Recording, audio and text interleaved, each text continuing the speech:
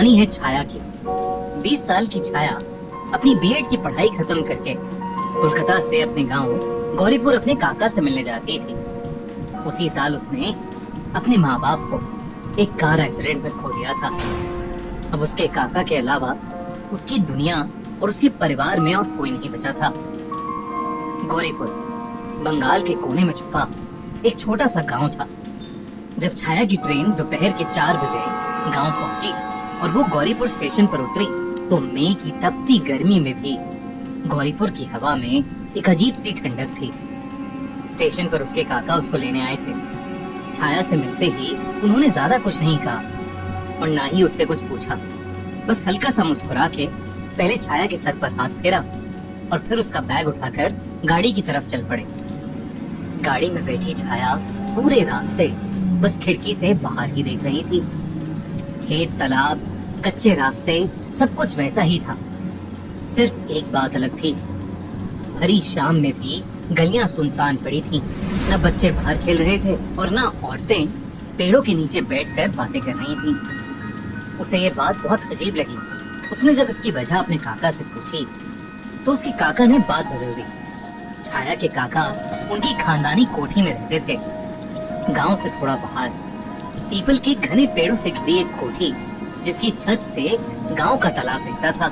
कोठी के अंदर घुसते ही छाया की बचपन की यादें ताजा हो गईं। उस रात छाया ने अपने कमरे में ही खाना खाया और थकान की वजह से वो जल्दी सो गई। अगली सुबह उसे काका के साथ गांव के बाजार जाना था। रात के 2 बज रहे होंगे जब छाया की आंख अचानक खुली। उसकी चद्दर जमीन पर गिरी हुई थी। वो जैसे ही अपनी चद्दर उठाने झुकी उसे अपने कमरे के बाहर से एक आवाज आई। उसने थोड़ा गौर से सुना तो उसे लगा कि शायद कोई उसे बुला रहा है। छाया, वो छाया, छाया, वो छाया। दोस्तों, जैसे निशिडाग छल से लोगों को मारती है, एक पल को उसका मन खुश हो गया और दूसरे ही पल उसके हाथ पैर ठंडे पड़ गए। वो आवाज तो उसकी माँ की थी, पर ये कैसे हो सकता था? छाया ने फिर से, इस बार बहुत ध्यान से उस आवाज को सुनने की कोशिश की और दरवाजे की तरफ गई, पर उसे कुछ सुनाई ही नहीं दिया। शायद वो अभी भी नींद में ही थी। उसने सोचा कि उसकी माँ की आवाज उसके सपनों में ही सुनाई दे सकती है। ये सोचकर छाया वापस सोने चली गई। अगली कुछ रातें बिल्कुल नॉर्मल थीं, पर किसी न किसी वजह से छाया उस कोठी में ढंग से सो नहीं पा रही थी। हर रात उसे उम्मीद रहती थी कि वो आवाज उसे फिर से सुनने को मिलेगी, भले ही सपनों में ही सही। एक ऐसी ही रात वो सो ही नहीं पा रही थी।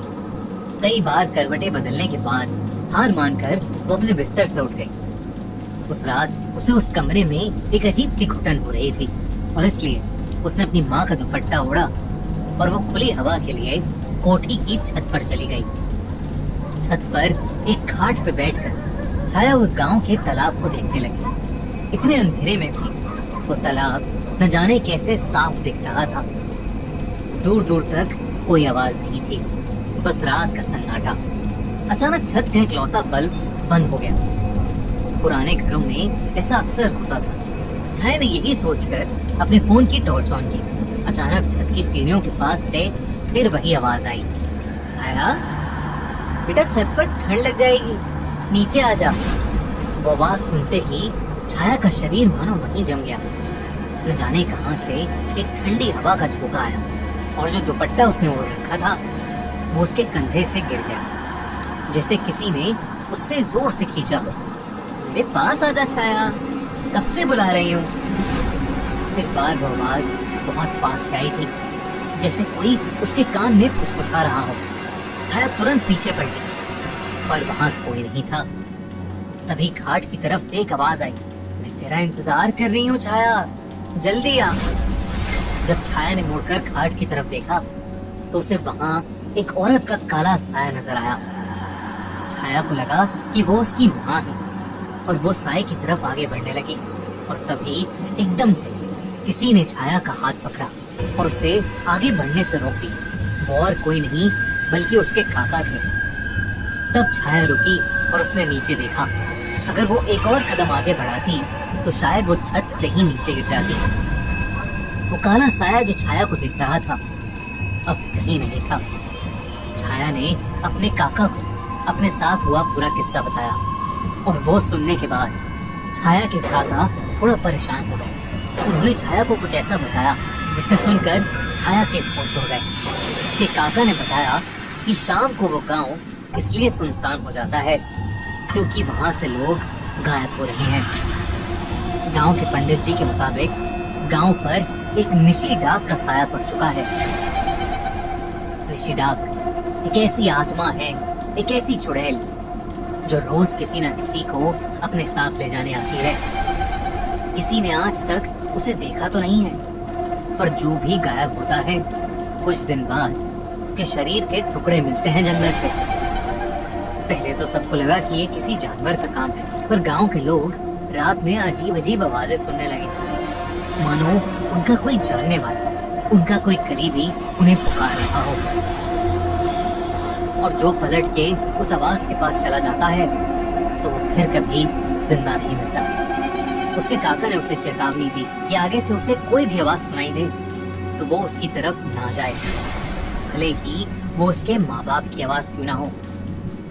छाया की दादी उसे बचपन में सुलाते वक्त बोलती थी कि अगर रात में कोई आवाज लगाए तो जाना नहीं, निशी डाक आएगी और उठाकर ले जाएगी।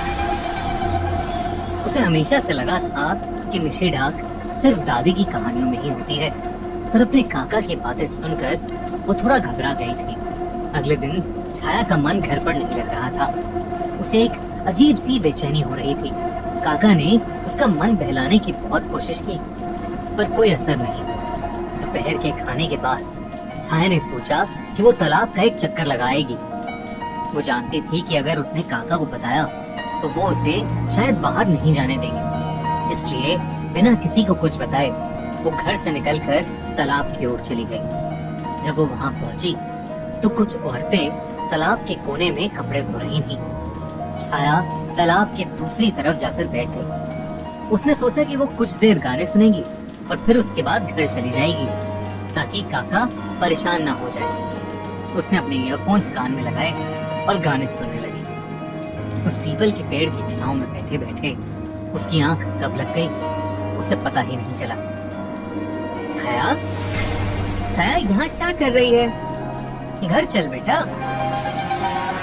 ये आवाज सुनकर झटके से छाया की आंख खुली। सूरज डूब चुका था और अंधेरा होने लगा था। दूर दूर तक वहां कोई नहीं था। छाया वहां से जाने के लिए फट से खड़ी हुई और तब उसने देखा कि तालाब के पास एक औरत अभी भी कपड़े धो रही है। छाया को ये बात बहुत अजीब लगी। वो उस औरत के पास गई तो उसे समझ आया कि वो औरत जो कपड़ा धो रही है बार बार बस वही एक कपड़ा धोए जा रही थी। रात के अंधेरे में काली साड़ी पहने वो औरत छाया की माँ का वही दुपट्टा धो रही थी जो एक रात पहले छाया ओढ़कर छत पर गई थी।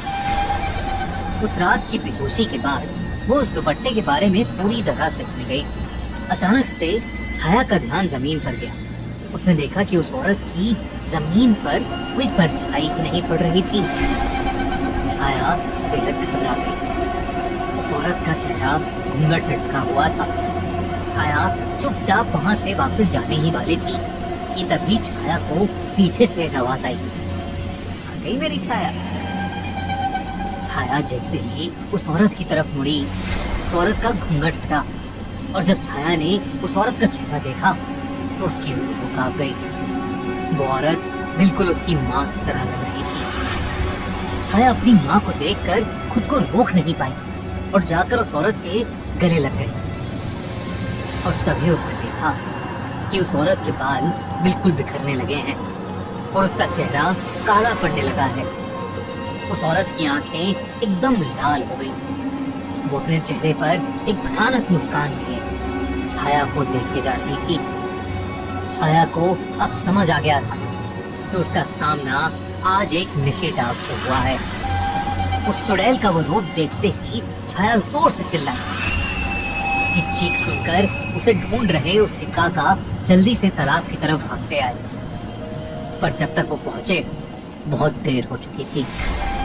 उन्हें वहां कोई नहीं मिला।